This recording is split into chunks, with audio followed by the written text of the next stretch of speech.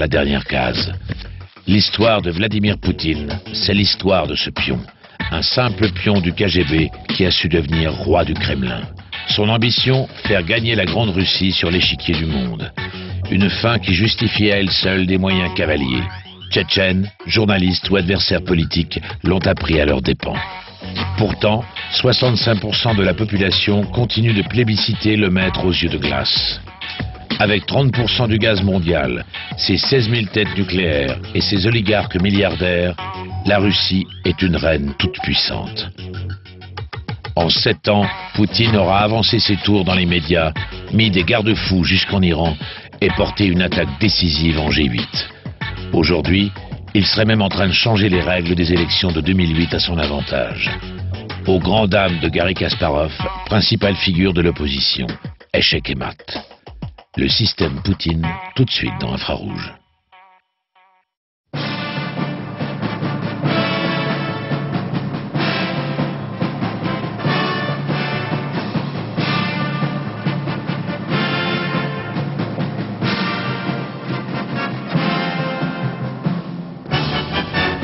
Владимир Владимирович Путин.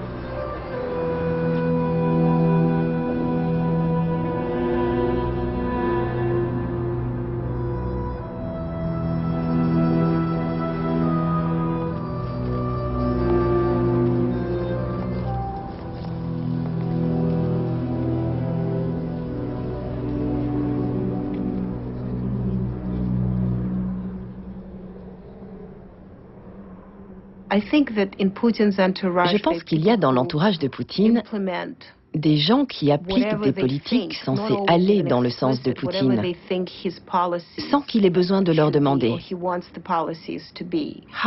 Poutine a-t-il lui-même instauré cela, ou est-ce le résultat d'un système KGBiste ou stalinien, ou est-ce le système poutinien qui est un amalgame des précédents?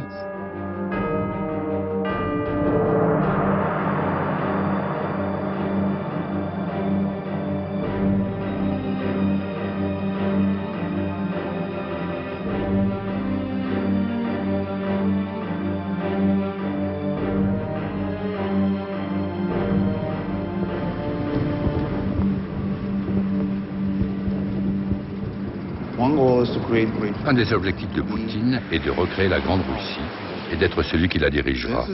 C'est le but qui justifie n'importe quel moyen. Que ce soit la guerre en Tchétchénie, les intrigues en Ukraine, les manipulations par le gaz, l'anéantissement de l'opposition, le contrôle des médias ou les relations particulières avec l'Iran.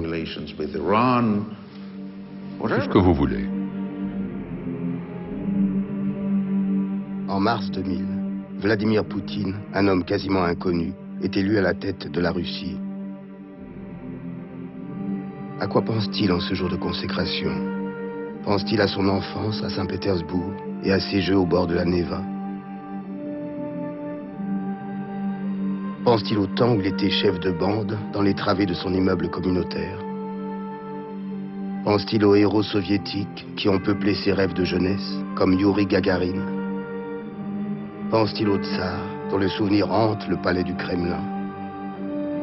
Ou pense-t-il seulement à la mission dont il se sent investi en cet instant précis?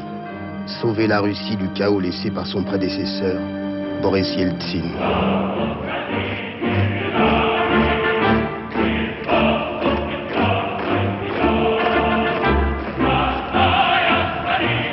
Si Poutine est marqué par la Russie impériale, il est surtout par la période soviétique. Patriote, passionné par l'histoire de son pays, Vladimir Poutine en est l'héritier à un moment où même les crimes de Staline paraissent oubliés par la population. Un pays où la nostalgie semble avoir pris le pas sur la mémoire des horreurs passées.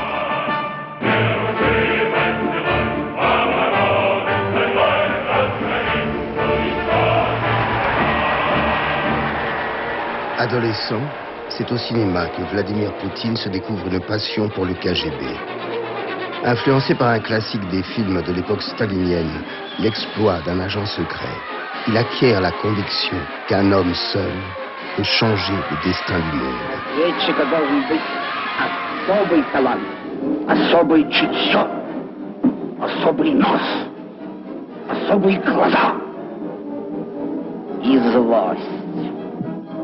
Надо очень любить свою родину. Сентиментальность. Un jour, il vient me voir et me dit « Comment rentre-t-on dans cette organisation? Parce que j'ai un ami qui souhaite y entrer. » Mon frère avait un camarade qui travaillait au KGB. J'ai donc dit à Poutine « Je vais me renseigner. » J'ai remarqué qu'il commençait à avoir des verrous partout. Sur sa table, il n'y avait rien. Et sur son bureau, il n'y avait que les quotidiens du jour. Tiens, c'est très curieux, je me suis dit. Où notre jeune homme peut-il bien travailler pour devoir appliquer une rigueur aussi exemplaire? Dès l'âge de 16 ans, Vladimir Poutine se rend au siège du KGB de Saint-Pétersbourg pour demander à y être intégré. On lui répond que c'est le KGB seul qui décide des recrutements. L'organisation lui suggère néanmoins d'étudier le droit pour augmenter ses chances. Le conseil est pertinent. À 23 ans, le KGB vient le chercher. Monsieur Poutine appartient à une génération de Russes qui sont entrés au KGB en 1975. À l'époque, on connaissait les crimes commis par Staline et le rôle des services secrets dans l'histoire dramatique de mon pays.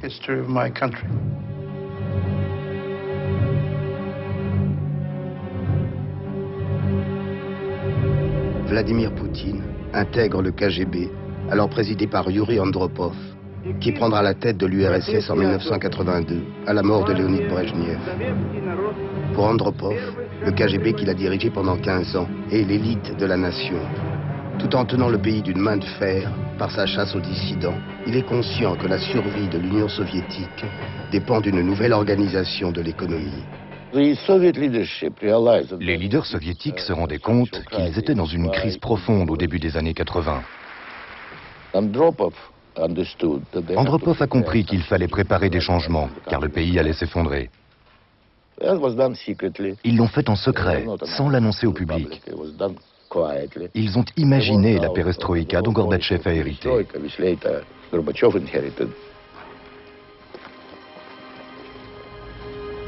Poutine ne manquera jamais de fleurir la tombe d'Andropov, rendant hommage à l'homme qui lui a inspiré sa vision de l'État et le rôle central de l'économie.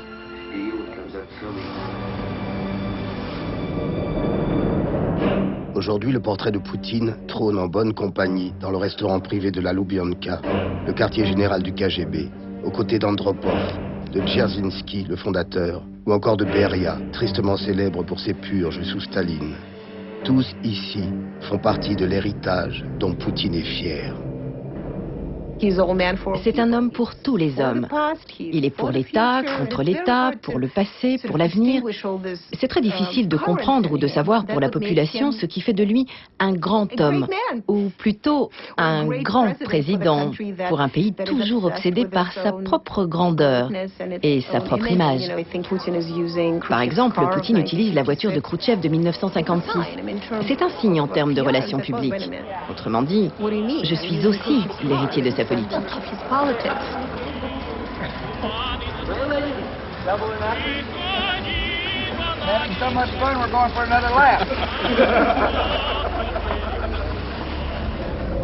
Pendant 10 ans, Poutine se forme dans différentes écoles du KGB et participe à la traque aux dissidents. En 1984, il est envoyé à Dresde, en Allemagne de l'Est. Sa mission, de peu d'envergure, consiste à recruter des informateurs en liaison avec la Stasi, les services secrets est-allemands.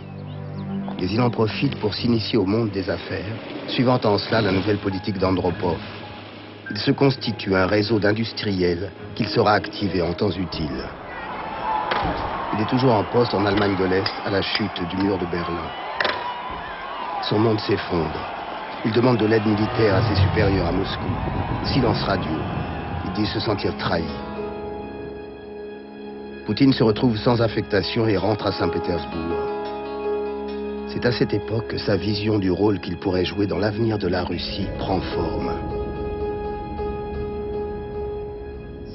Muté à un poste d'agent de renseignement à l'université, il retrouve son ancien professeur de droit, Anatoly Sobchak, futur co-auteur de la Constitution démocratique avec Boris Yeltsin. À cette époque, Oleg Kalougin était le chef du KGB de Saint-Pétersbourg, avec 3000 officiers sous ses ordres.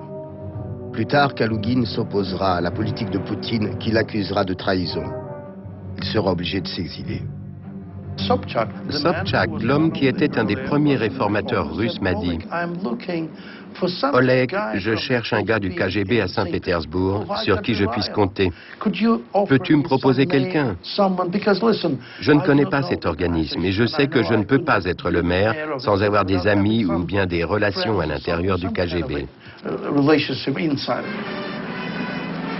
Poutine participe à la campagne électorale et aide Sobchak à conquérir la mairie de Saint-Pétersbourg. C'est un moment déterminant dans la carrière de ce jeune KGBiste, sa première incursion dans le monde de la politique. Le KGB a besoin d'informateurs. Poutine leur sert d'intermédiaire avec Sobchak. L'idée, c'est de repérer les hommes qui deviendront des politiciens de premier plan au cours des prochains 5, 10, 15, 20 ans. Et de placer assez d'hommes du KGB autour d'eux pour être certain que lorsque ces politiciens progresseront, ces gens du KGB seront toujours présents. C'est comme cela que vous vous assurez que le système KGB reste au pouvoir. Et c'est exactement ce qui s'est passé avec Poutine. Poutine est l'incarnation même de cette stratégie du contrôle. Observer, apprendre, sans jamais paraître convoiter la place de son supérieur. C'est un élément essentiel, une des clés du système que Poutine utilisera pour franchir chaque étape de sa mission.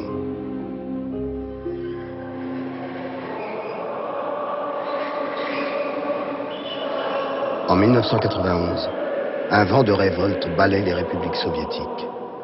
Les propositions de réforme du président de l'URSS, Mikhail Gorbatchev, inquiètent les communistes de l'ancien régime. Au mois d'août, la vieille garde communiste du KGB déclenche un putsch contre Gorbatchev.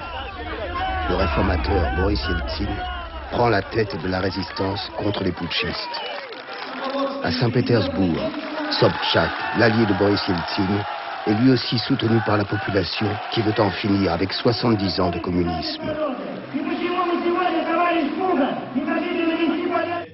Les généraux putschistes sont arrêtés. Le KGB tombe en disgrâce. En cette époque mouvementée, Poutine choisit le bon camp.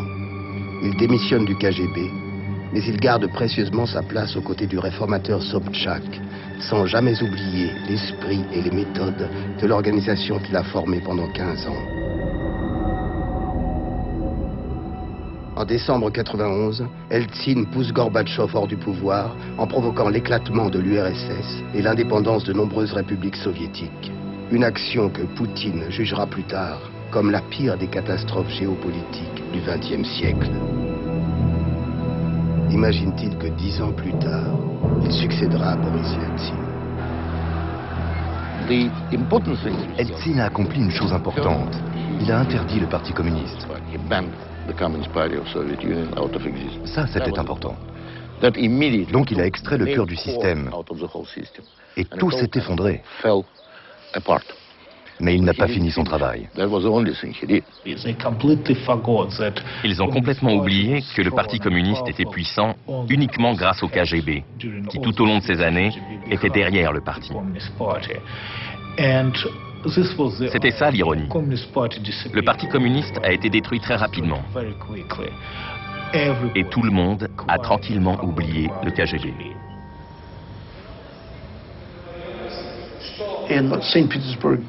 À Saint-Pétersbourg, Poutine a été nommé aux relations extérieures et y a travaillé 1 an environ. Ensuite, Sobchak l'a choisi comme maire adjoint. Et à ce poste, il s'est occupé des privatisations, qui est un secteur très lucratif et très obscur.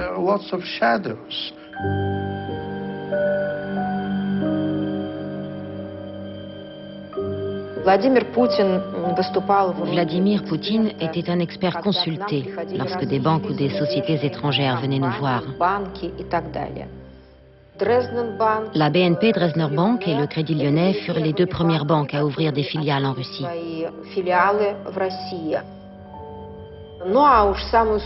Lors du terrible hiver 1990-1991, Saint-Pétersbourg s'est retrouvé au bord de la famine.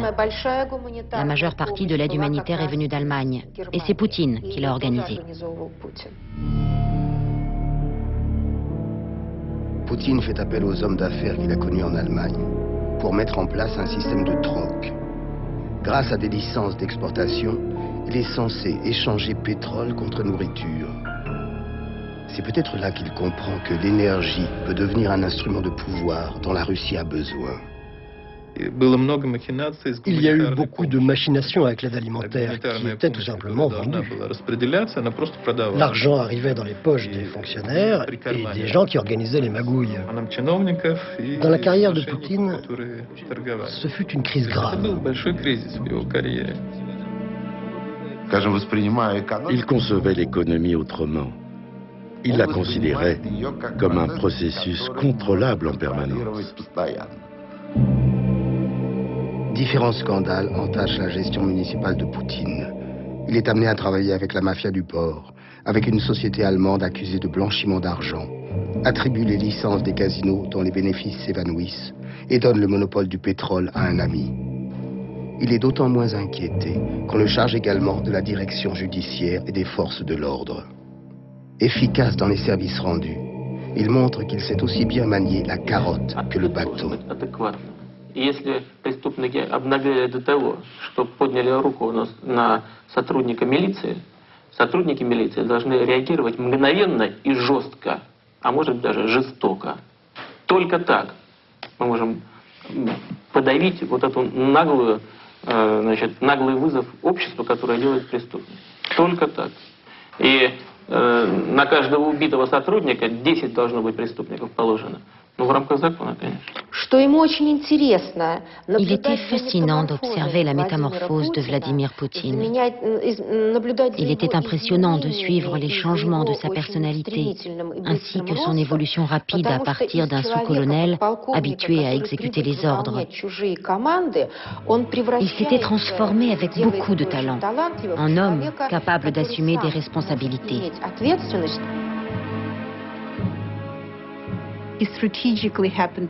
Poutine est toujours au bon endroit, au bon moment. Il a stratégiquement travaillé pour Sobchak à faire un boulot de KGB.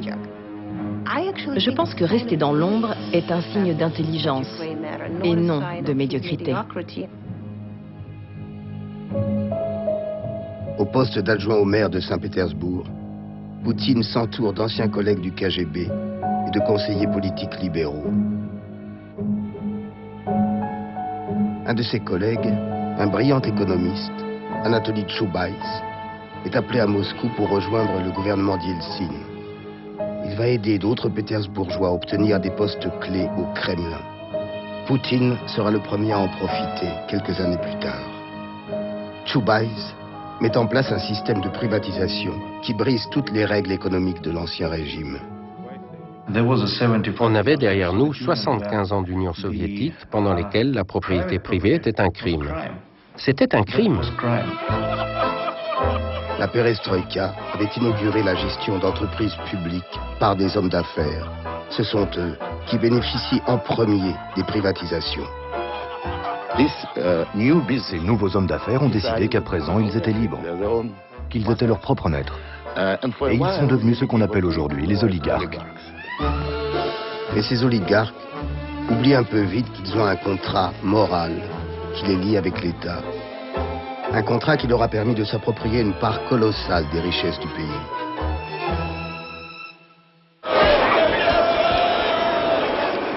La population comprend très vite que ce n'est pas elle qui deviendra riche grâce aux privatisations. Quant aux hommes politiques, ils ont une vision pour le moins conflictuelle de cette nouvelle distribution des richesses.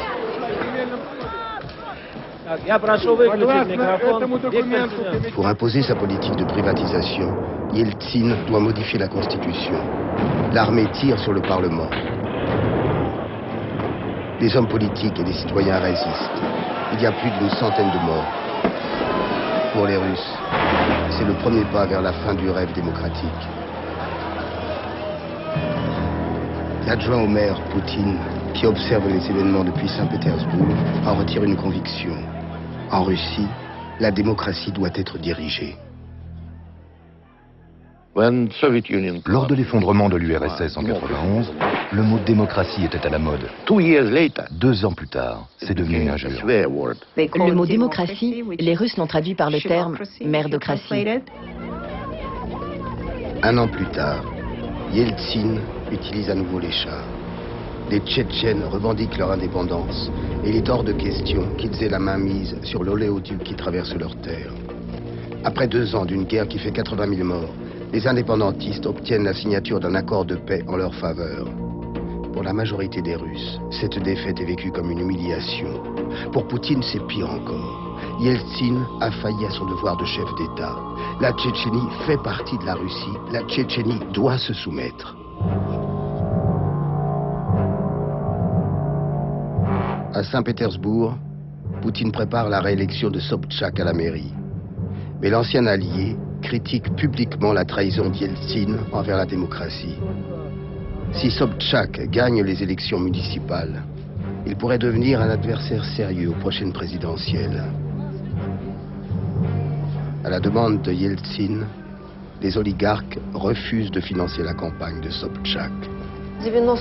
En 1996 a débuté la chasse à l'homme contre Sobchak, organisée par Boris Yeltsin. Yeltsin voyait en lui un concurrent à écarter de la scène politique. Sobchak perd la mairie. Poutine est révolté par l'ingérence croissante des oligarques dans les affaires politiques. Par loyauté envers Sobchak, il refuse de travailler pour le nouveau maire.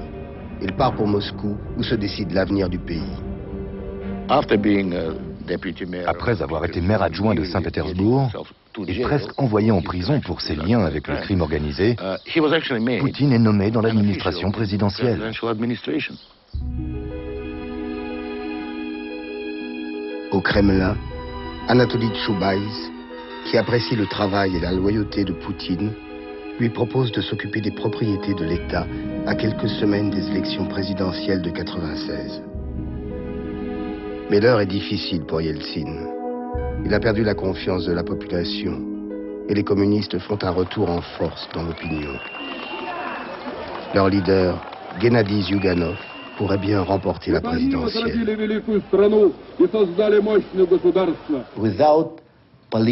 Sans la politique, vous ne pourrez pas protéger votre capitale. Les premiers riches en Russie se sont rendus compte qu'il fallait prendre une responsabilité politique pour l'avenir du pays. On avait compris que les réformateurs autour de Yeltsin étaient incapables d'arrêter le communisme. C'est la raison pour laquelle nous nous sommes rassemblés pour coopérer et gagner ces élections. Poutine est aux premières loges du Kremlin pour observer comment une défaite annoncée peut être transformée en victoire. la télévision et l'argent entrent en scène à un degré jamais vu jusqu'alors en Russie. Yeltsin nomme Berezovsky à la tête de la chaîne d'État et fait financer la chaîne privée NTV du milliardaire Gouzinski. Yeltsin a compris que la télévision peut être sa meilleure arme électorale. Il devient le roi du petit écran. La télévision en Russie, c'est pas du cinéma. La télévision, c'est de la politique, sans aucun doute. Et grâce à cet outil, nous avons gagné les élections. Vladimir Poutine voit que Yeltsin est élu grâce aux oligarques et qu'il devient leur otage. Mais la Constitution ne permet pas à Yeltsin de briguer un troisième mandat. Il faut déjà préparer la succession. Il paraissait clair, au vu de cette campagne électorale de 1996, que la prochaine campagne présidentielle nécessitait deux outils majeurs. Le premier, une chaîne de télévision russe qui soutiendrait le prochain président. Et le second, une société qui serait derrière la campagne électorale pour soutenir financièrement le candidat.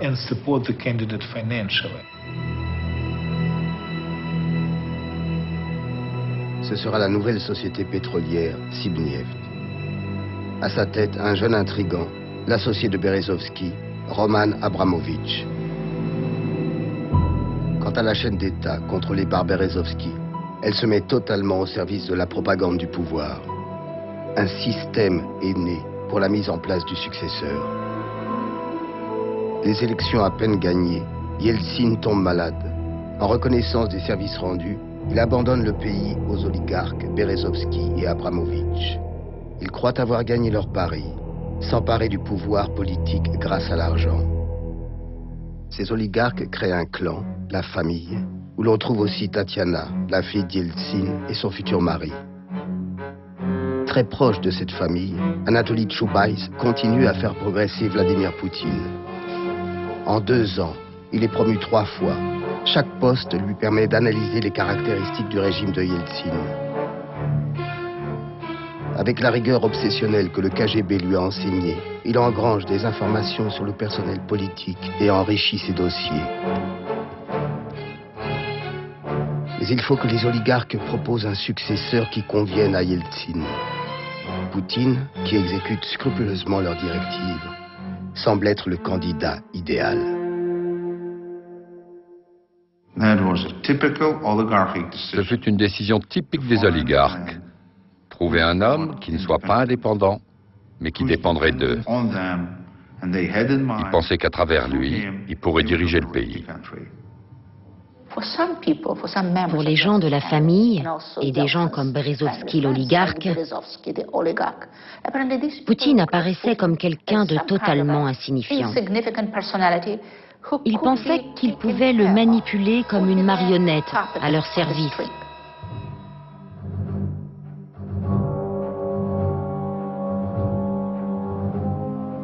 En 1998, la famille fait franchir un pas décisif à Poutine. Il le propose comme directeur du FSB, l'ex-KGB. Poutine pourra y jouer un rôle déterminant s'il est capable de rendre des services comme autrefois à Saint-Pétersbourg. Повторяю, для меня это родные стены, но это и огромное доверие со стороны президента страны, со стороны правительства. C'est la première fois qu'un simple lieutenant-colonel de réserve, retourné dans le civil, est nommé à ce poste.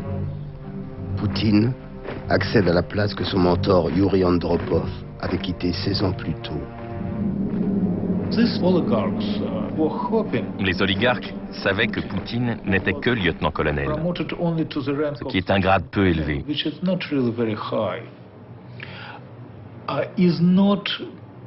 Ils espéraient qu'il ne serait pas aussi loyal à l'égard du FSB qu'un général pourrait l'être. Mais ce que les oligarques ignorent, c'est que Poutine n'a jamais renoncé à l'esprit du KGB, ni à ce qu'il considère être sa mission. Il ne dévoile rien de ses convictions, et dans l'ombre, attend son heure. À l'abri d'un pouvoir politique sans limite, les oligarques accumulent des fortunes, détournent vers l'étranger des sommes colossales, tandis que la majorité de la population peine à subsister.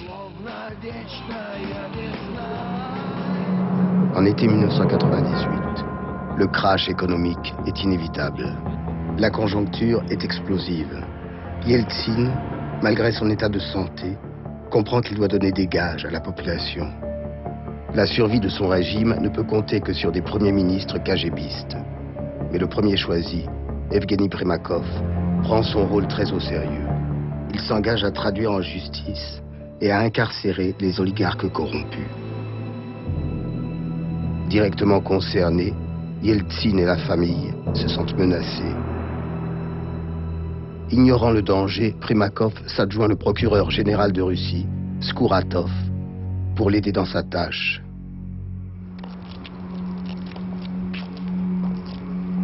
La première enquête concerne la rénovation somptuaire du Kremlin.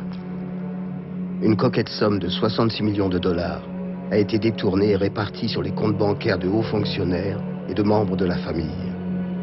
Le procureur Skouratov s'engage sur un terrain dangereux.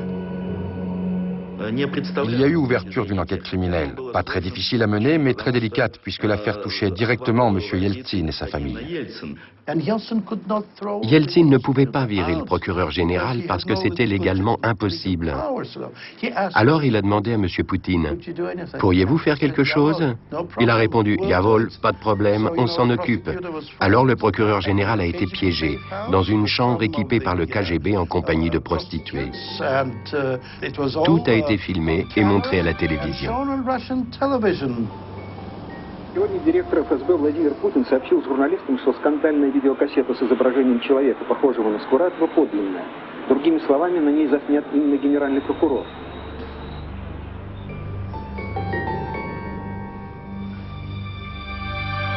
Poutine, aux yeux d'Yeltsin, devint quelqu'un qui ne le laisserait jamais tomber. Et il avait probablement raison. Poutine tient ses promesses. Il sait qui sont ses supérieurs. Et jusqu'à présent, il ne les a jamais trahis. C'est un fait. Ça fait partie de sa personnalité. Aux yeux de Yeltsin, le chef du FSB, Poutine, vient de réussir son examen de passage. Il peut espérer une récompense. Человека, который, по моему мнению, способен консолидировать общество. Владимир Владимирович Poutine. La nomination de Poutine comme Premier ministre en août 1999 est la preuve qu'il est accepté au plus haut niveau de la famille. Mais pour la population, il reste encore un inconnu. Tout le monde demandait, c'est qui Poutine? Vous vous souvenez de cette question? Who is Mr. Poutine? Poutine? Eh bien, il fallait qu'il montre qui il était. Et là, il y a eu l'explosion des immeubles de Moscou. En 3 semaines, les attentats dans plusieurs villes de Russie font près de 300 morts. Le gouvernement accuse sans la moindre preuve les indépendantistes tchétchènes. Lorsqu'un dernier attentat est déjoué et que 2 terroristes sont arrêtés, le Kremlin court-circuite l'enquête et demande à la police d'abandonner l'affaire. Les journalistes découvrent alors ce qui risque de devenir une affaire d'État. Les 2 suspects sont des agents du FSB. Pour la première fois, l'opinion publique russe s'est rendue compte que les actes terroristes de Moscou, Volgodonsk et Buynaksk pouvaient être le travail du FSB. Sur NTV, la chaîne privée de l'oligarque Gusinsky, une émission entière est consacrée à l'implication du FSB dans les attentats. Les agents des services secrets se dénoncent et s'accusent mutuellement de manipulation.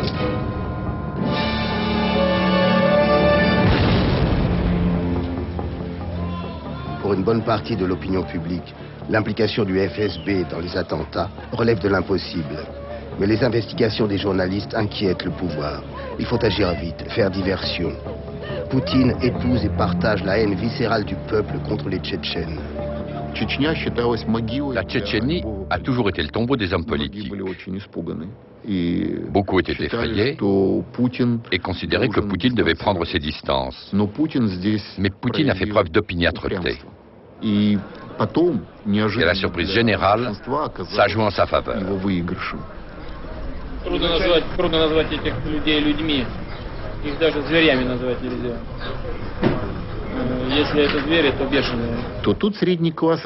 La classe moyenne s'est mise en colère. Et Poutine a réagi comme eux. C'est ici que l'image se construit. Je suis un homme comme vous. Je suis au pouvoir, mais je suis un homme comme vous. Мы будем преследовать террористов везде.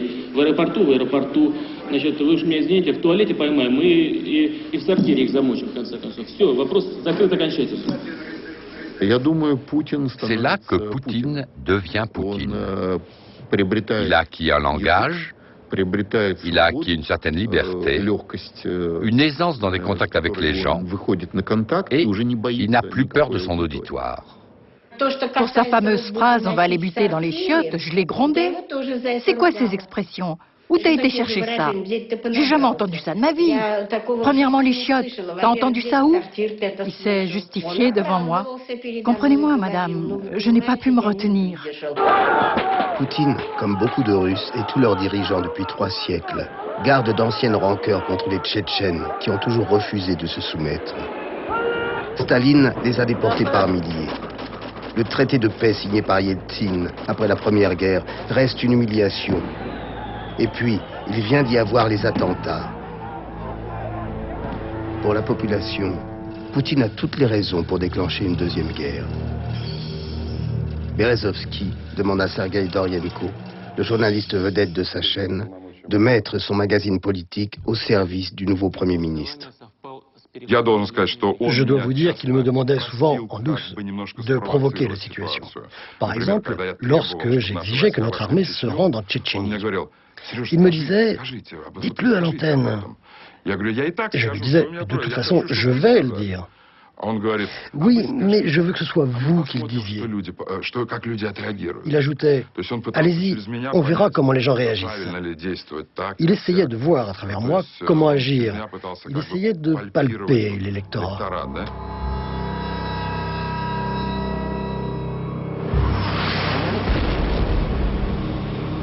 Le 1er octobre, l'aviation russe bombarde Grozny, la capitale de la Tchétchénie. Assuré du soutien de la télévision de Berezovsky et de celui de la population, Poutine se lance dans une guerre féroce. La population tchétchène est victime d'une violence et d'un déchaînement de haine sans précédent. Poutine a été ferme et a montré qu'il était capable de régler ce problème comme un homme politique fort. Qu'il était capable de prendre des positions politiques très dures et qu'il était peut-être le chef de guerre idéal pour ce pays. Très contente du Premier ministre, la famille décide de faire de Poutine son chef de file pour les prochaines élections législatives. Il leur reste à peine 2 mois. Berezovsky lui crée un parti sur mesure, Russie Unie. Son seul programme, soutenir Vladimir Poutine. S'il l'emporte, il sera légitimement le successeur de Boris Yeltsin. Seule la chaîne d'État de Berezovsky le soutient. Comme prévu par la famille, la campagne du successeur est financée par Abramovitch et sa compagnie pétrolière Sibneft. Alors que Goussinski et sa chaîne privée, opposée à la guerre en Tchétchénie, appuient le rival de Poutine, Primakov. Berezovsky est prêt à tout pour discréditer cet adversaire.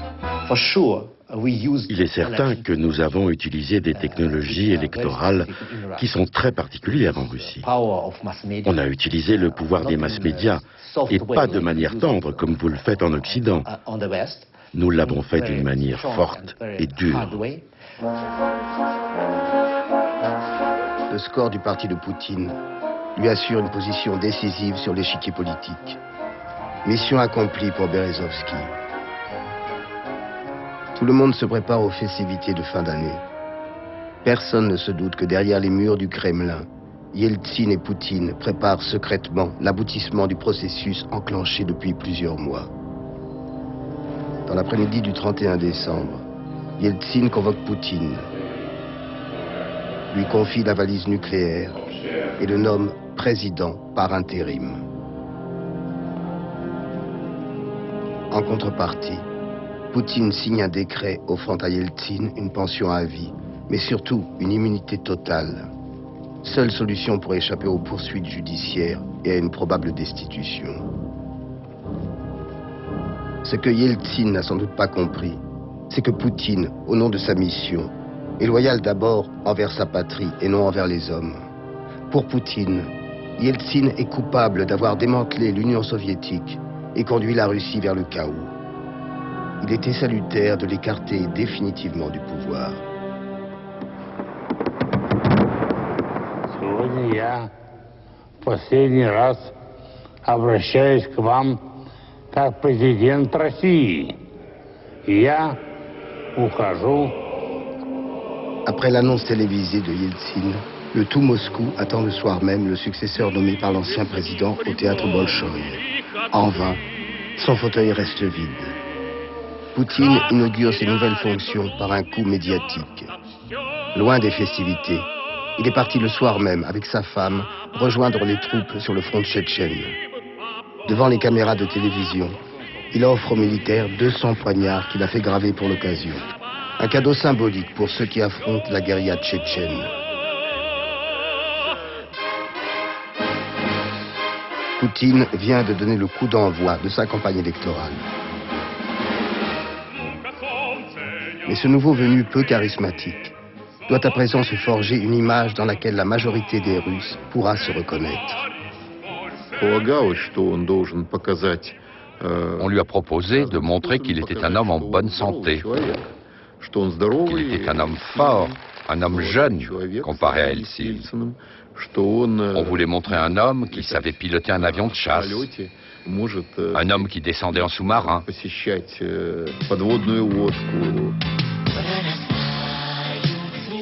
Il écoute ses conseillers, apprend à se montrer en public, soigne son look et ses attitudes.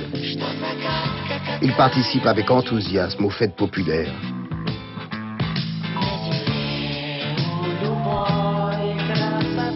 Des radios ouvertes aux auditrices reçoivent des milliers de déclarations d'amour de femmes conquises par le nouveau candidat à la présidence.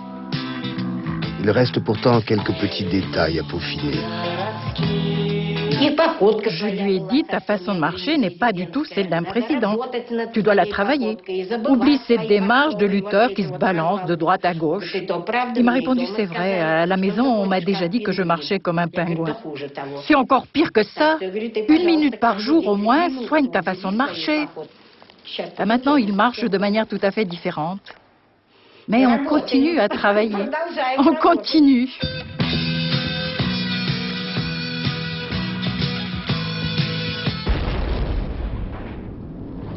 Pendant que le Premier ministre poursuit sa campagne présidentielle, la guerre en Tchétchénie redouble de violence. Une guerre qui reste son premier argument électoral. Les massacres de Tchétchénie n'empêchent pas Poutine de mettre la religion de son côté. Malgré les répressions violentes du régime soviétique, l'Église orthodoxe a gardé son influence auprès des Russes. Pour leur montrer qu'il est comme eux, Poutine fait savoir qu'il porte toujours autour du cou la modeste croix en métal blanc de son baptême. Aujourd'hui, Poutine est vraiment très croyant. Il se confesse au patriarche en personne, à l'homme qui est à la tête de l'Église orthodoxe. Et depuis 40 ans, le patriarche est un agent du KGB. Et qui est le chef du patriarche? Le général Patrouchev, l'actuel chef du KGB. Alors le patriarche rapporte tout à M. Patrouchev, et le lendemain, M. Patrouchev va voir Poutine et lui raconte tout. C'est une vraie blague. Il commence à plaire à tous les gens autour de lui. Il a attiré les réformateurs, les libéraux, les démocrates, les nationalistes, les Russes et les musulmans. Beaucoup l'ont considéré comme un des leurs. C'est le type du bout de la rue, le voisin d'à côté. Dans l'opposition, le seul rival sérieux de Poutine est le chef du parti communiste, Gennady Zyuganov. D'autres candidats se présentent, mais osent à peine critiquer Poutine, qui paraît à la fois libéral et autoritaire, patriote et pro-occidental. Pour finir de convaincre et de rassurer, Poutine publie un manifeste intitulé « La Russie à l'aube du 3e millénaire ». Il s'y engage à changer son pays, à le rendre autonome et respecté sur la scène internationale. un message en direction des leaders occidentaux, principalement américains. Le manifeste de Poutine, avec lequel il se présente aux électeurs en tant que candidat présidentiel, plutôt qu'en héros de la répression tchétchène, était un document étonnant. C'était un texte largement libéral. Il avait une vision de l'évolution des institutions russes qui faisait penser que Poutine allait occidentaliser la Russie. Les Occidentaux se trompent. Vladimir Poutine ne leur ressemble pas. Si dans son manifeste, Poutine promet de réformer les institutions de l'État, il y parle également de démocratie dirigée, de verticale du pouvoir et de dictature de la loi. Il n'hésite pas à se réclamer de valeurs contradictoires comme le libéralisme et l'étatisme, la démocratie et la dictature. Les pays occidentaux et la population russe n'y voient que la marque d'un pouvoir fort, capable de mettre fin au chaos politique et économique. Ces élections présidentielles sont quasiment un remake de celles de 96. Mais si le communiste Zyuganov avait ses chances contre un Yeltsin affaibli, cette fois, il a perdu d'avance. Poutine le laisse tranquillement mener sa campagne, l'utilisant comme un faire-valoir démocratique. Il y avait une bonne blague à l'époque. Un renard demande au corbeau « Vas-tu voter pour Poutine ?» Le corbeau ne répond pas. Il a peur de perdre son fromage en ouvrant son bec. « Réponds-moi, vas-tu oui ou non voter pour Poutine ?» Dis oui ou non. « Oui » répond le corbeau et le fromage tombe.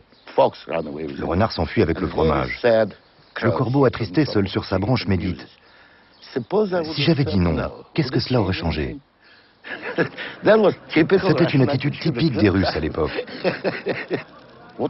Quel est le choix? Les communistes avec Zyuganov? Ou un lieutenant-colonel du KGB? Est-ce un choix, une vraie élection?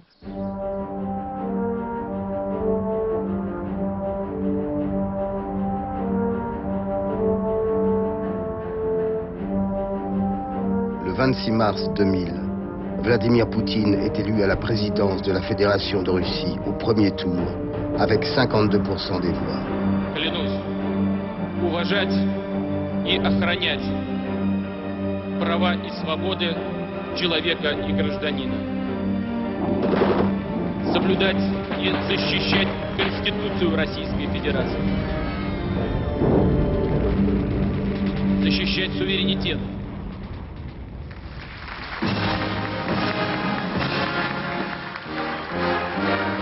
Au-delà des mots de circonstance, Poutine, l'homme du KGB, rêve toujours à ses idéaux d'adolescent, à sa mission de restaurer la Grande Russie. Ses objectifs sont clairs. Les ressources stratégiques, comme le pétrole et le gaz, doivent être contrôlées par l'État. Il faut développer la puissance militaire et redonner au peuple russe l'orgueil d'appartenir à une grande nation. Poutine, qui a été construit en grande partie par la télévision, sait qu'il doit se rendre maître des médias, qui sont détenus par les oligarques, ceux-là même qui ont ruiné le pays et accaparé le pouvoir politique. Poutine a écarté Yeltsin du pouvoir. Maintenant, c'est à leur tour d'être éliminés. Les oligarques pensaient faire de lui leur pantin. Ils seront ses premières victimes. Le nouveau président va agir de manière détournée. Le géant énergétique Gazprom, dont l'État est propriétaire majoritaire, détient des parts importantes dans de nombreux médias. Il entreprend sa prise de contrôle. Il n'est pas étonnant que M. Poutine, arrivant au pouvoir en 2000, ait profité de l'occasion pour se placer lui-même à la tête de Gazprom, en nommant officiellement son ami, M. Miller, PDG de la société. De fait, M. Poutine décide tout seul des grandes transactions ou des projets d'investissement. Ce qui signifie que c'est lui le véritable PDG de Gazprom. Au Kremlin, Poutine commence à s'entourer d'anciens collègues de la mairie ou du KGB de Saint-Pétersbourg, comme Alexei Miller. Gazprom est l'instrument idéal pour s'attaquer à Vladimir Goussinski, propriétaire de la chaîne privée NTV, financée depuis des années par des prêts du géant gazier.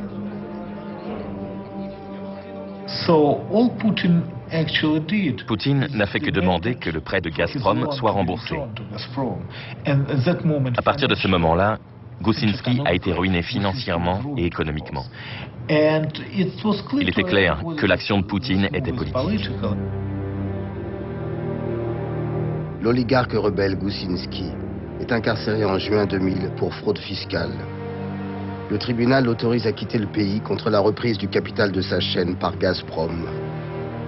Sous couvert de lutte contre la fraude et la corruption, Poutine entame un véritable combat contre la presse indépendante. Les jours de Boris Berezovsky sont également comptés. Il est le seul à ne pas être invité à la première réunion où Poutine convoque les principaux oligarques. Les oligarques y apprennent qu'ils peuvent continuer leur business, mais qu'ils ne doivent en aucun cas s'occuper de politique. Vladimir Poutine a bien caché son jeu pour arriver au pouvoir. Cet homme que Berezovsky traitait comme un pion négligeable, un laquais au service de ses projets, commence à montrer de quoi il est fait. L'humiliation est un moteur qui le pousse à se venger de façon méthodique, calculée et sans remords. Le sort de Berezovsky est curieusement lié à un événement qui met en danger l'avenir politique de Vladimir Poutine lui-même. En août 2000, 3 mois après son investiture, Poutine a décidé que les grandes manœuvres navales de l'été montreront au monde entier la puissance retrouvée de la Russie. Mais de mystérieuses explosions envoient le sous-marin nucléaire Kursk, fleuron de la flotte, au fond de la mer de Barents.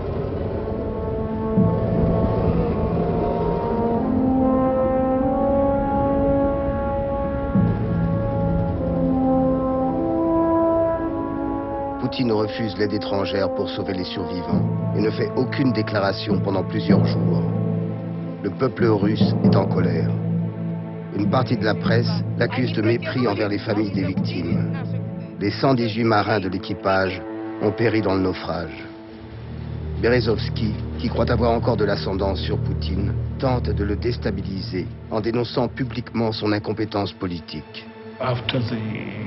Après l'affaire du Kursk, Poutine a décidé de reprendre le contrôle de la télévision de Berezovsky. Et c'est à ce moment-là que le conflit ouvert a démarré entre eux. Les accusations de détournement de fonds sont aussi utilisées contre Berezovsky, qui est contraint à l'exil. Berezovsky voulait être le patron. À cause de son ambition démesurée, il a été évincé. Il le fallait. L'autre oligarque à se faire virer, c'était M. Kosinski. Lui aussi voulait être le patron et diriger la Russie à travers la télévision. Il n'avait pas compris qu'il n'y a jamais qu'un patron au Kremlin. Gusinski et Berezovsky sont neutralisés, mais leurs journalistes refusent d'admettre que la liberté de la presse est en danger. Poutine les laisse poursuivre leurs émissions dans un semblant de démocratie. Dans l'émission Koukli, les guignols russes, la satire continue. Evgeny Kiselyov, journaliste vedette de la chaîne NTV, est aux prises avec Vladimir Poutine sous les traits de Fantomas. Я прочитал твою статью о себе. Мне не понравилось. Ты должен написать другую статью. Что, против свободы слова? Нет, я не против. Но я закрою твою газету, если ты не будешь мне повиноваться. Pour Poutine, l'existence d'une chaîne critique paraît à présent trop risquée. Des hommes armés envahissent les locaux de l'ancienne télévision privée de Gusinski. Le rideau tombe définitivement sur la chaîne. Les premiers journalistes découvrent qu'une nouvelle équipe envoyée par le Kremlin les a déjà remplacés. Poutine donne toujours un premier avertissement. Gare à ceux qui n'en tiennent pas compte. Evgeny Kiselyov et d'autres journalistes retrouvent une place sur une petite chaîne que Berezovsky possède encore.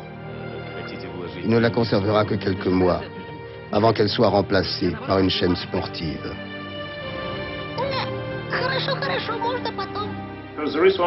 Il n'y a qu'un mot-clé pour décrire la mentalité KGB. Ce mot est « contrôle ». Ce que vous contrôlez est sans danger. Ce que vous ne contrôlez pas est une menace. Il faut donc essayer de contrôler le plus de choses possible.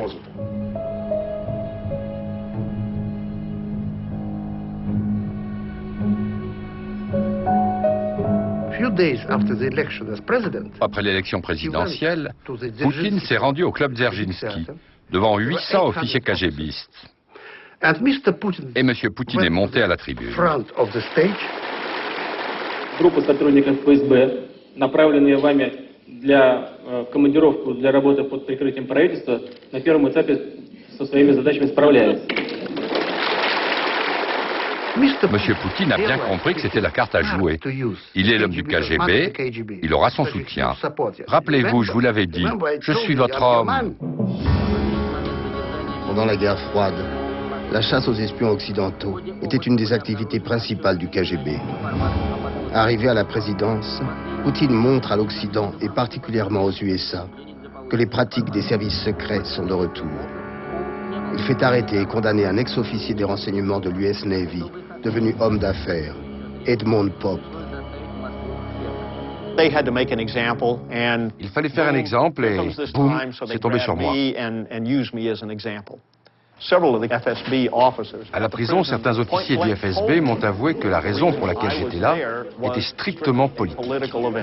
Ils voulaient très nettement marquer la rupture avec l'administration Yeltsin. Notre pays, comme n'importe quel État policier, a besoin de deux ennemis.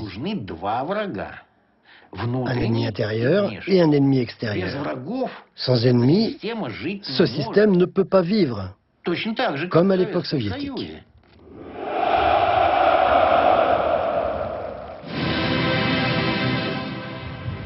Poutine ressuscite l'hymne national de Staline en faisant réécrire les paroles par l'auteur d'origine. Beaucoup de Russes sont réconfortés par le retour de l'hymne de leur enfance et voient avec fierté le drapeau rouge redevenir l'étendard de leur armée.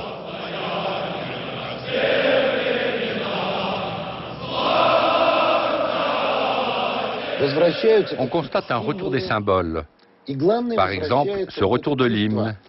Et on voit bien que Poutine voudrait imposer à tous un sentiment d'appartenance à un grand pays, une grande nation, une nation respectée partout dans le monde, crainte même. Nous sommes très importants sur le plan international.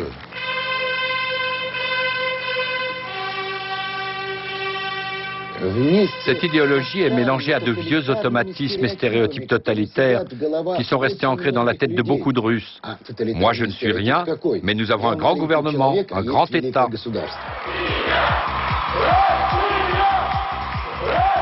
Ce retour aux valeurs du passé se poursuit par l'instrumentalisation de la jeunesse. Les conseillers politiques du président créent Nashi, le mouvement des jeunesses poutiniennes. Pour fêter le premier anniversaire de l'arrivée de Poutine au Kremlin, 10 000 jeunes expriment leur enthousiasme sur la place rouge. En 2002, ils seront 20 000. En 2004, 50 000. En 2007, 100 000. Il y a 15 ans, notre pays était grand et puissant. Si nous ne faisons pas attention, nous pouvons disparaître en tant que peuple.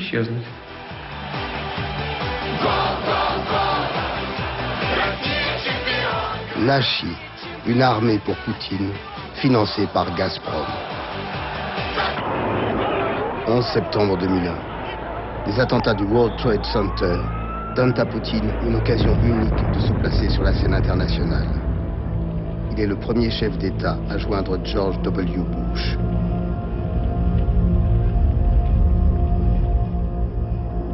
Россия не понаслышке знает, что такое террор.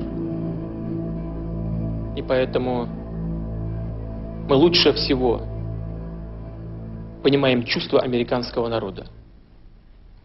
Обращаясь от имени России к народу Соединенных Штатов, хочу сказать, что мы с вами. Il compatissait, et je pense qu'il était sincère. Mais c'était aussi dans l'intérêt de Poutine de s'allier avec les États-Unis et de faire en sorte que les ennemis de la Russie soient perçus comme des terroristes par les Américains. Bien sûr, Cette amitié donne du temps à la Russie poutinienne pour renforcer son armée, ses armes, et menacer de nouveau le monde, comme ils l'ont annoncé.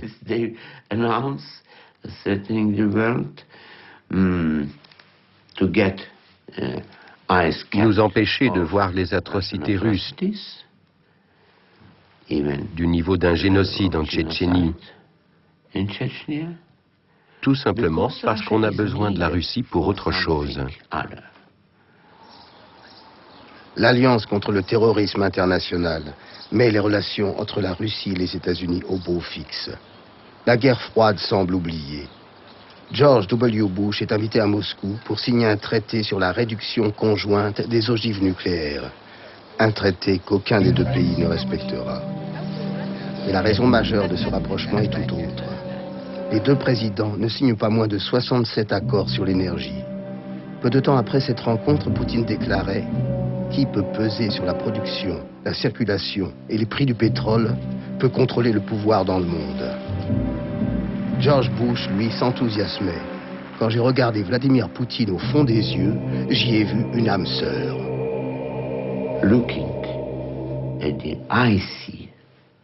Regarder dans les yeux de glace d'un agent du KGB et être ému par la profondeur de son âme,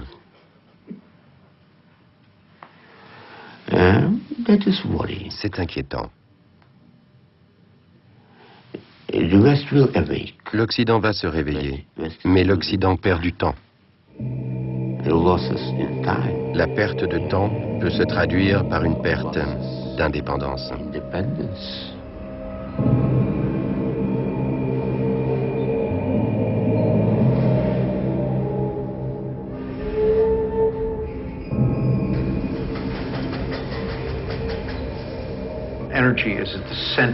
L'énergie est au centre des opérations politiques de la Russie, tant au niveau national qu'au niveau de sa présence sur la scène internationale.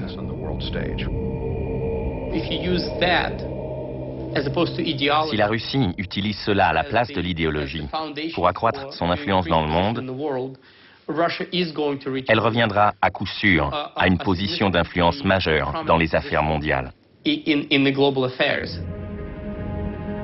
Les multinationales américaines voient d'un mauvais œil la stratégie expansionniste de Poutine. Ils construisent 2 oléoducs depuis Bakou en Azerbaïdjan, à travers la Géorgie et la Turquie, en contournant la Russie aux grandes dames de Poutine. Une nouvelle guerre de l'énergie a commencé. Les pipelines ne sont pas de simples accords commerciaux. Les pipelines scellent des relations très fortes. Ils représentent des investissements de milliards de dollars. Ils créent un lien entre les pays. Et ce lien ne ressemble à aucun autre accord commercial. Mikhail Khodorkovsky avait compris l'importance de ce lien. Propriétaire de l'empire pétrolier Yukos, grâce aux privatisations du gouvernement de Yeltsin, il s'est associé à des compagnies occidentales au risque de spolier la Russie de ses richesses naturelles.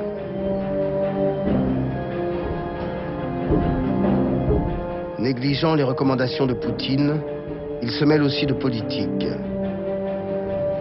La réaction du Kremlin ne se fait pas attendre.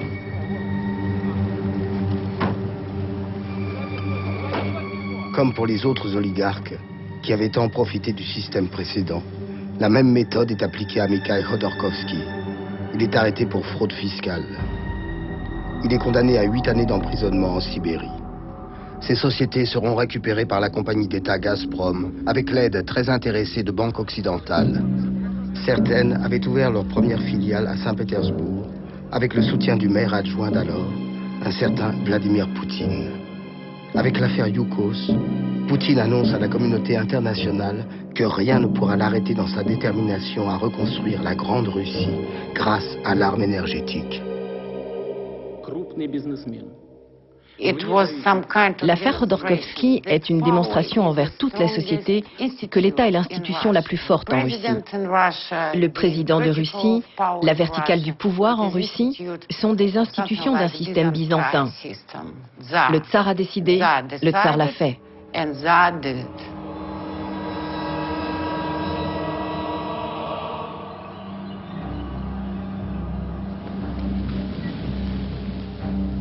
Lorsque Poutine convoque de nouveau les oligarques, personne n'évoque le sujet qui occupe tous les esprits, le sort de Khodorkovsky. Aucun d'entre eux n'ose défier le président. Pour Poutine, le mot-clé, c'est toujours le contrôle. Pour contrôler plus efficacement, il remplace peu à peu les oligarques privés par une nouvelle oligarchie d'État formée d'anciens collègues KGBistes et pétersbourgeois. Poutine gère une multinationale. Pour lui, la Russie, c'est un business. Il nationalise toutes ses dépenses et il privatise les profits. Gazprom en est le meilleur exemple. Quand le gaz entre dans le gazoduc, c'est un monopole d'État. Au moment où le gaz est vendu, ça devient une compagnie privée. Le système le plus clairement oligarchique de toute l'histoire de l'humanité a été créé par Poutine. C'est le régime qui l'a mis en place. Nous sommes dans une époque où il n'y a aucune différence, aucune frontière entre les affaires et le gouvernement. L'argent règne dans le pays et le gouvernement règne sur l'argent. L'approche est différente, mais la substance reste la même. Et la substance, c'est « la loi n'est pas faite pour nous ». C'est nous qui contrôlons la justice. Nous contrôlons et faisons ce qui nous plaît. Mais il a aussi ajouté un sens idéologique à tout ça. C'est à ce moment-là que nous construirons la grande Russie. Monsieur Sechin, Monsieur Patrouchev, Monsieur Viktor Ivanov, Monsieur Medvedev, Monsieur Surkov, Monsieur Serganien, eh bien, je ne suis pas sûre que le monde les connaisse. Mais bien sûr, ils sont connus des Russes. Ils savent très bien que ces lieutenants de Poutine, ces gens qui malheureusement dirigent le pays, délégués par la présidence, ne sont pas dans l'obligation de rendre des comptes. Ils n'ont pas à rendre de compte pour ce qu'ils font. On ne peut pas faire plus vertical que cela. Il a fait ce qu'il a promis. C'est ce qu'il y a de remarquable chez lui. Ses promesses nous donnaient l'impression que ce serait bénéfique pour la Russie. Et il a fait exactement ce qu'il a promis. Mais au lieu que nous en profitions, cela a profité à son idée de l'État. Vladimir Poutine se présente pour un second mandat au présidentiel de 2004. L'opposition en Russie ne se bat pas pour gagner les élections. L'opposition en Russie se bat pour que des élections aient lieu. Chaque élection, depuis 1993 jusqu'à aujourd'hui, a été marquée par l'ingérence croissante du gouvernement. Et aujourd'hui, on ne peut plus parler d'élections. Ça ressemble plus à un vote de type soviétique, où les résultats sont truqués et connus d'avance.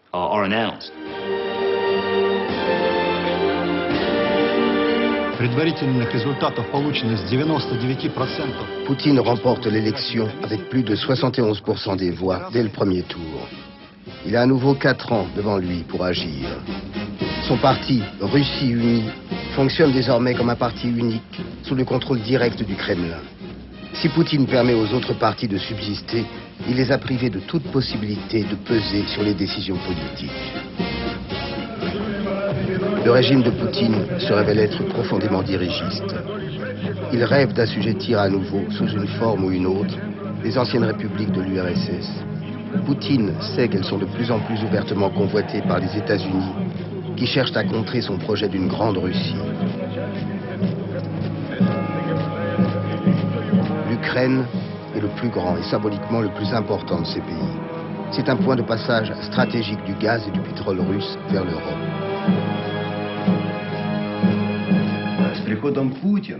Avec l'arrivée de Poutine, s'est réalisé un projet géopolitique appelé Espace économique commun, où la Russie occupe le rôle principal. C'est un projet véritablement anti-occidental, une tentative d'affaiblir l'influence de l'Europe et des USA sur l'ancien espace soviétique. Les élections présidentielles ukrainiennes ont lieu en décembre 2004. Le régime pro-russe est en difficulté. Malgré le soulèvement populaire de la révolution orange, Poutine n'a pas l'intention de laisser l'Ukraine choisir une voie démocratique. Le Kremlin met tout en œuvre pour assurer la victoire du candidat pro-russe, Viktor Yanukovych. Le FSB collabore avec les services secrets ukrainiens et, en pleine campagne électorale, le candidat pro-occidental, Viktor Yushchenko, est victime d'un empoisonnement qui le laisse défiguré. Mais le camp orange tient bon. En décembre 2004, après un scrutin mouvementé, Yulchenko, le pro-occidental, est élu président.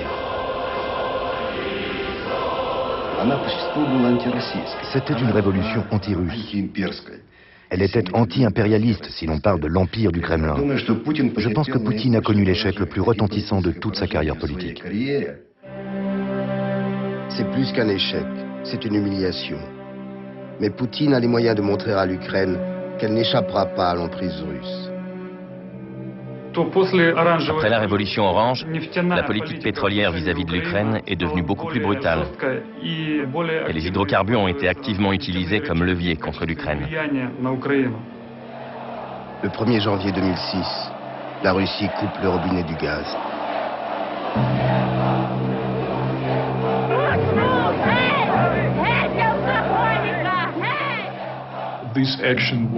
Cette action était prévue depuis le début pour montrer à l'Ukraine et à l'Europe la puissance de la Russie et leur dépendance en matière de gaz. La Russie continue de serrer les taux. À l'approche des élections législatives ukrainiennes, le Kremlin cesse l'importation de nombreux produits de cette ancienne république. Le message est clair. Poutine veut que le candidat pro-russe Yanukovych accède au poste de Premier ministre afin de pouvoir agir par son intermédiaire. Si le peuple ukrainien vote pour lui, tout rentrera dans l'ordre. Aujourd'hui, c'est chose faite. Et l'Ukraine s'éloigne de l'Europe et de l'OTAN.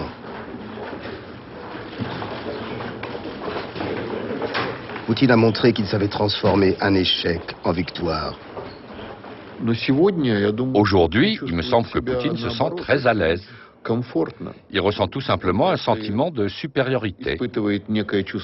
Et à mon avis, ce sentiment est tout à fait justifié. Poutine peut être sûr de lui. Il est le maître du plus grand champ gazier du monde, dont l'État russe a le contrôle majoritaire.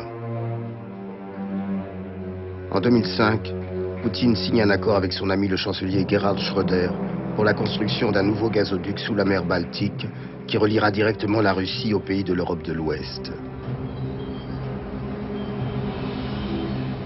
La même année, Poutine signe la construction des gazoducs Blue Stream avec Silvio Berlusconi, le Premier ministre turc, pour fournir les pays d'Europe du Sud.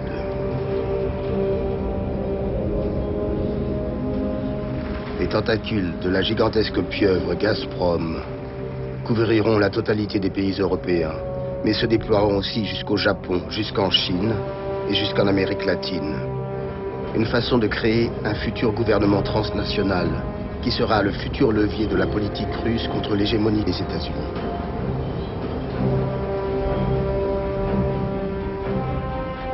Et Gazprom, c'est aussi le pétrole, l'uranium, des banques, des médias, des équipes de football.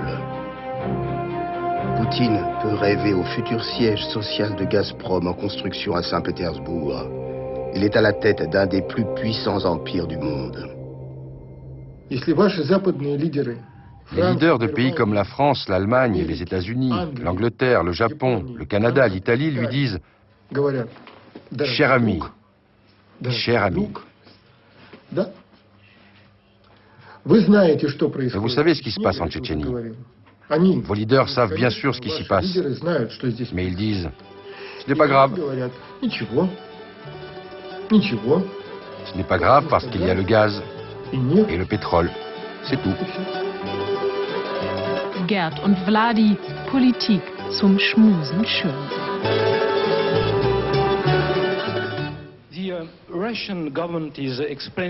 Poutine est tellement convaincu de tenir les pays européens par la dépendance énergétique qu'au cours d'un sommet avec l'Union européenne, il répond sans embâche à un journaliste français qui l'interpelle sur la Tchétchénie.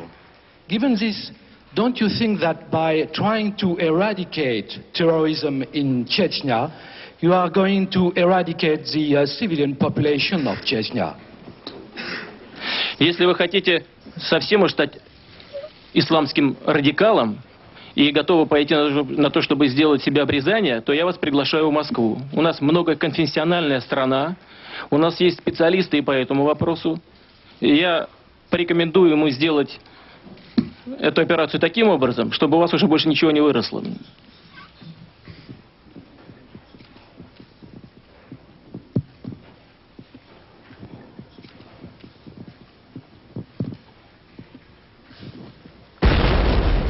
Une nouvelle tragédie rappelle aux Russes la situation explosive de la Tchétchénie. Une prise d'otage dans une école à Beslan, dans le Caucase du Nord, par des terroristes tchétchènes, se solde par un assaut des forces spéciales. 186 enfants figurent parmi les 344 victimes civiles.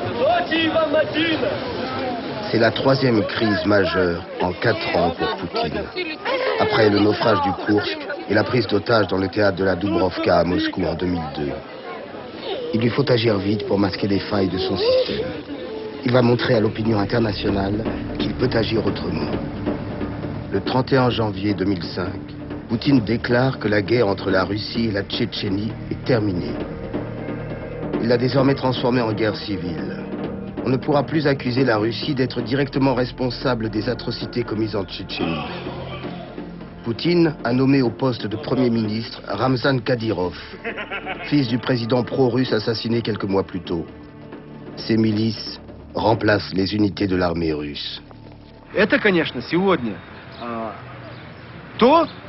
Aujourd'hui, Poutine ne peut compter que sur eux. Alors que la Tchétchénie est en guerre depuis 10 ans, c'est sur Ramzan Kadyrov et ses tueurs sanguinaires que Poutine fonde sa politique de guerre en Tchétchénie. Tout le monde sait qu'une partie de la population tchétchène tue et élimine l'autre partie. Et les Russes ne s'en mêlent pas. Une partie de la population terrorise l'autre. La grande majorité de la population vit dans la peur et éprouve un sentiment absolu d'injustice. Il ne reste plus qu'à éliminer les derniers chefs de guerre. Le Kremlin offre une prime de $100 000 pour leur assassinat. 2 mois après Beslan, les services spéciaux liquident Aslan Mashradov, ancien président élu par le peuple tchétchène qui s'était toujours opposé au terrorisme. En 2006, c'est le tour du leader islamiste Shamil Basayev. Les guerres en Tchétchénie ont déjà signé à blanc le pays. 200 000 morts pour 1 million d'habitants, 20% de la population. Au-delà des massacres, Poutine aura réussi à écraser l'esprit et l'identité d'un peuple. Gazprom va enfin pouvoir construire son nouveau gazoduc qui reliera Bakou à l'Europe centrale en traversant la Tchétchénie. Après Beslan, Poutine nous a dit « Nous travaillons très dur pour sauver les restes de l'Union soviétique ». J'étais choquée. J'ignorais que c'était ce que nous étions en train de faire. Pour moi, je pensais que c'était le contraire, qu'on essayait d'en venir à bout. Mais apparemment pas. Et sa phrase dit tout. Elle démontre que sa mission est de sauver les restes de l'URSS par tous les moyens possibles et imaginables. C'est là qu'on comprend que c'est un enjeu très personnel. Poutine utilise aussi le drame de Beslan pour installer un régime autoritaire. Il désigne lui-même les gouverneurs des régions et les juges de toute la Russie. Il fait promulguer une loi réduisant la liberté des journalistes, une autre interdisant de séjour les étrangers jugés irrespectueux. Le FSB encourage officiellement la délation entre citoyens. Enfin, Poutine limite le financement des organisations des droits de l'homme soutenues par les pays occidentaux.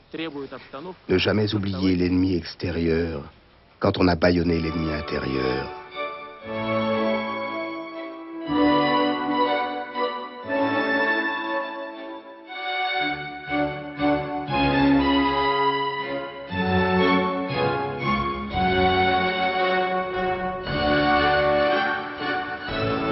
Pour la première fois, l'hypocrisie diplomatique est transgressée par les États-Unis.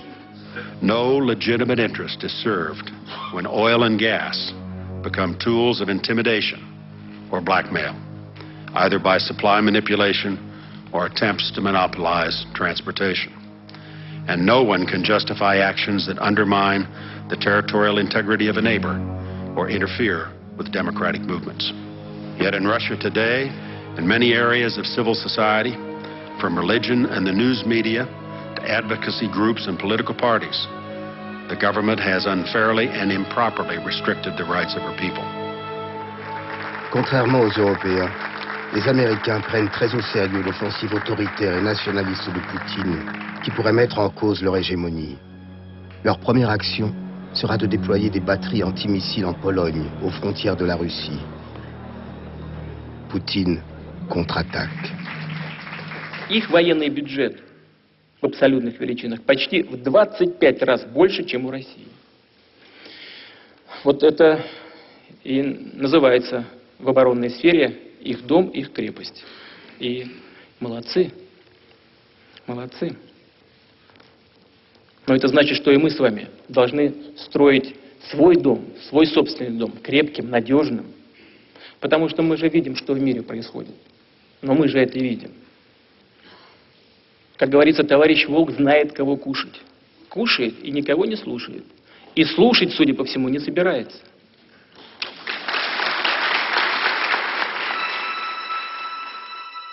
On cite souvent l'énergie comme la nouvelle arme stratégique de la Russie, passant sous silence sa superpuissance militaire. Pourtant, elle possède toujours 8000 têtes nucléaires de plus que les États-Unis. La Russie est devenue le deuxième exportateur d'armes du monde, fournissant pas moins de 61 pays.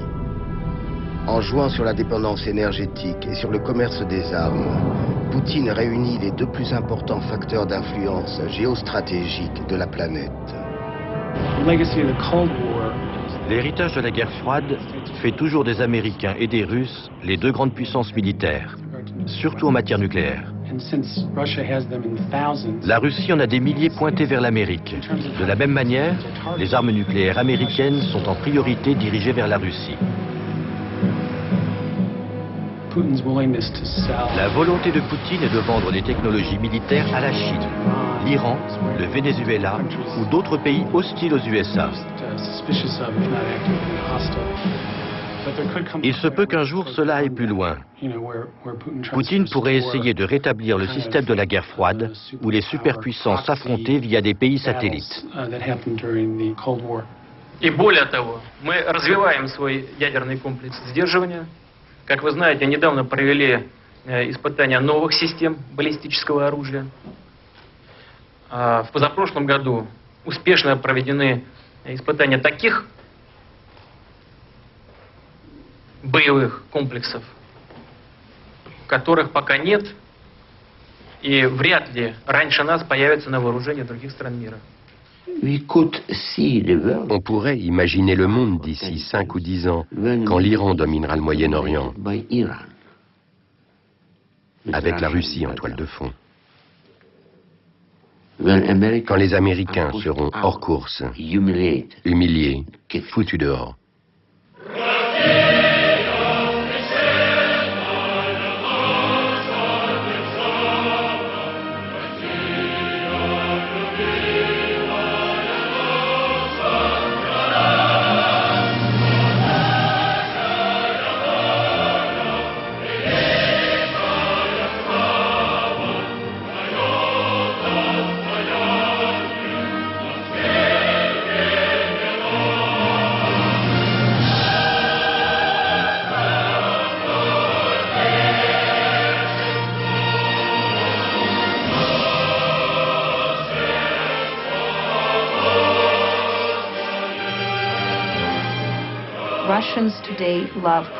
Aujourd'hui, les Russes adorent Poutine.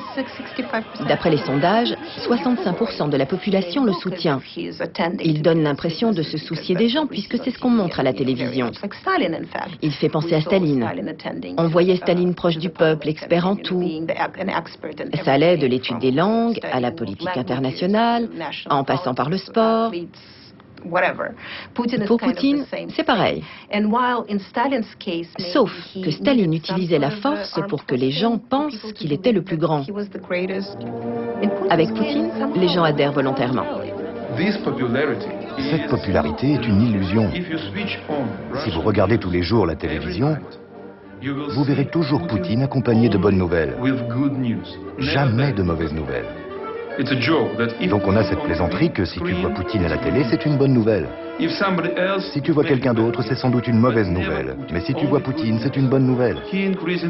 Il augmente les pensions, les salaires, il combat les oligarques, Il parle avec Bush, Schröder et Merkel. Brejnev était une superstar. Staline était une superstar. Dans un régime autoritaire, il ne peut y avoir qu'une superstar.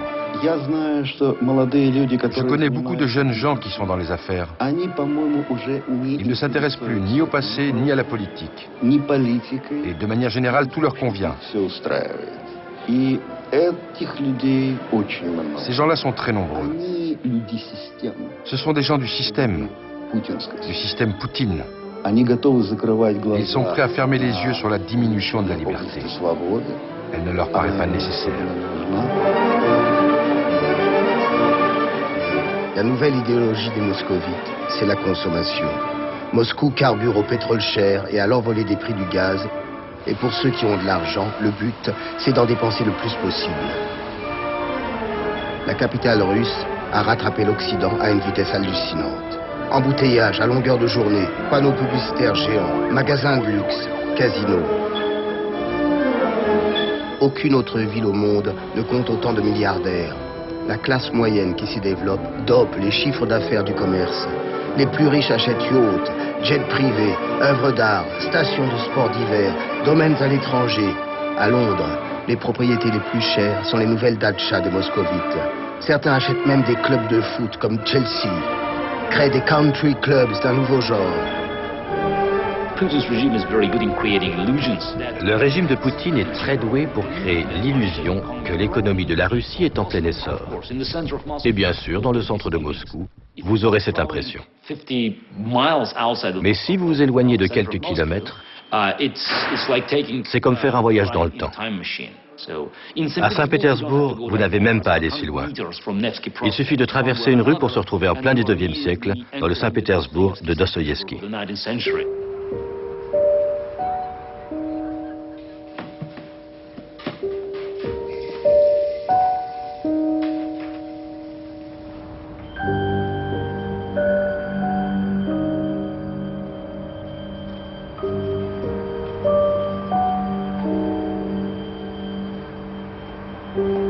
Comme au temps de l'Union soviétique d'Andropov. Les anciens opposants au système, comme les intellectuels et les dissidents qui soutiennent aujourd'hui la fondation Sakharov, sont à leur tour visés par le régime de Poutine. Ces hommes et ces femmes s'étaient révoltés contre l'injustice, la répression et les fondements même du système, et beaucoup l'avaient payé de longues années de goulag.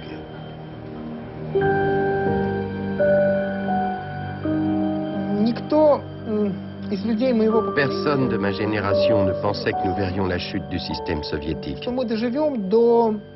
la chute du système communiste. Lorsque finalement cela a eu lieu, nous pensions que cela ne reviendrait jamais.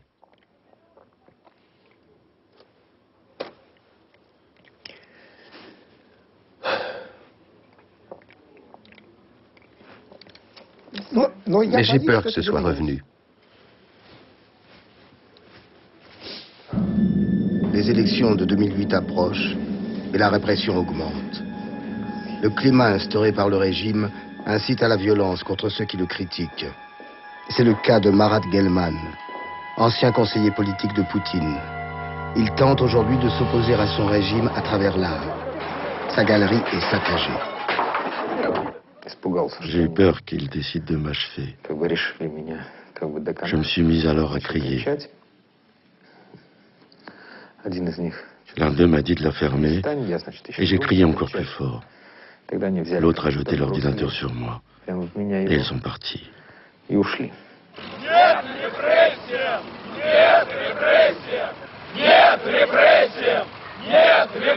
Tous les jeunes sont loin d'être séduits par Poutine, comme le sont les jeunesses poutiniennes du mouvement Nachi ou de la Jeune Garde. Une vingtaine de militants a occupé un bureau de l'administration présidentielle prévu pour recevoir les doléances des citoyens. Ils ont osé réclamer la démission de Poutine. 7 de ces jeunes sont condamnés à des peines allant jusqu'à 5 ans de prison ferme.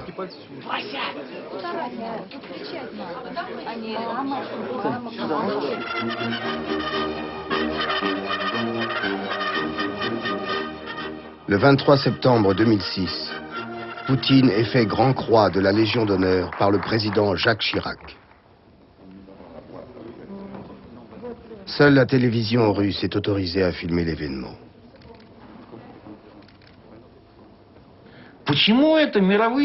Pourquoi les leaders mondiaux se mettent en rang et font la queue pour serrer la main de ce Poutine? Est-il digne qu'on lui serre la main? Ça, c'est une question. Mais personne ne se la pose. Anna Politkovskaya est la 22e journaliste assassinée depuis l'arrivée de Poutine au pouvoir. Elle s'apprêtait à publier une enquête sur les tortures infligées aux civils tchétchènes par les bandes armées du Premier ministre Ramzan Kadyrov. Elle est tuée à bout portant dans le hall de son immeuble le 7 octobre 2006, jour de l'anniversaire de Vladimir Poutine. Ce sinistre cadeau pourrait avoir été commandité par Kadyrov lui-même, qui est officiellement nommé 5 mois plus tard par Vladimir Poutine au poste de président de la République de Tchétchénie.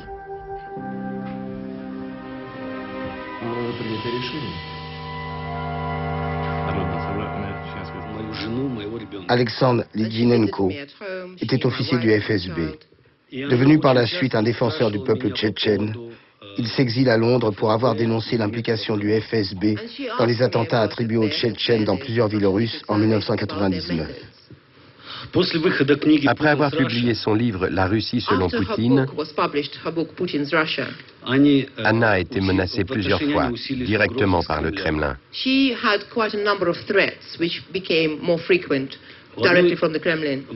Lors de notre dernière rencontre, elle m'a demandé « Crois-tu qu'ils puissent me tuer ?»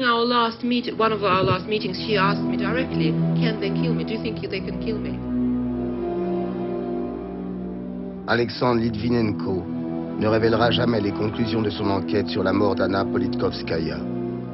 Il meurt un mois plus tard, empoisonné par une substance radioactive. Dans cette atmosphère de peur, une liste de 100 personnes menacées de mort pour avoir rompu la loi du silence a circulé sur Internet. Plusieurs personnes interviewées dans ce film y figurent. Elles ont pourtant décidé de parler en toute connaissance des risques encourus. Je pense bien sûr que le choix du moment de l'assassinat de Litvinenko, comme celui de l'assassinat de Politkovskaya, sont avant tout liés à la campagne présidentielle de 2008. À qui profitent ces crimes? Plusieurs hypothèses sont possibles. Mais l'état de la justice en Russie rend très improbable l'identification du commanditaire de ces assassinats.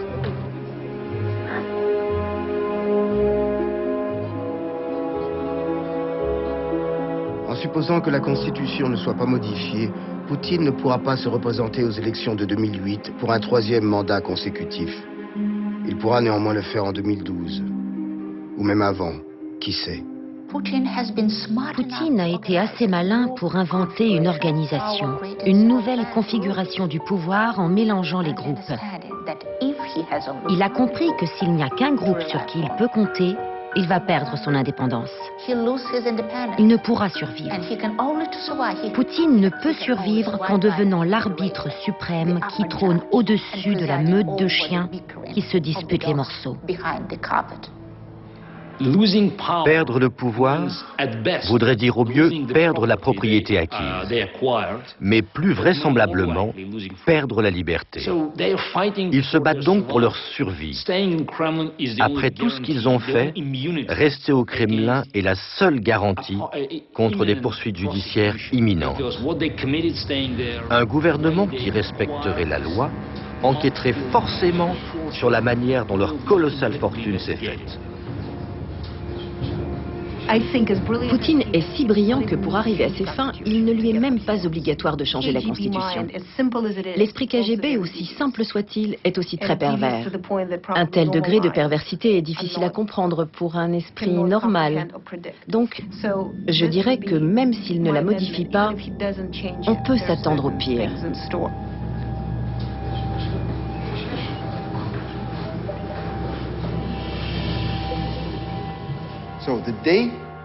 Un jour, vous aurez fini votre film, mais tout pourra encore changer dramatiquement.